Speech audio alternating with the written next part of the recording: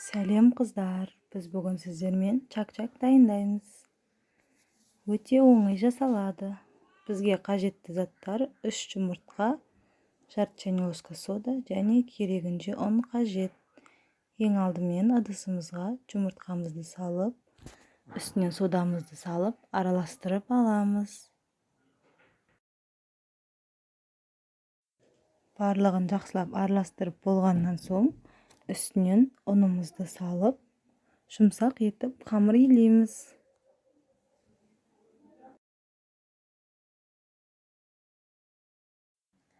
Бізде осындай жұмсақ қамыр пайда болады. Одан соң бетін жауып, жарты сағатқа қойып қоямыз. Одан соң томалақ етіп жайып алып, осылай формасын шығарып кесеміз. Қызып тұрған майымызға пісіріп аламыз.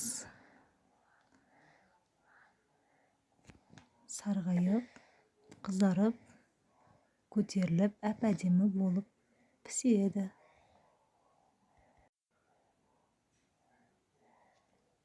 Бізде чак-чагымыз пісіп шықты барлығы.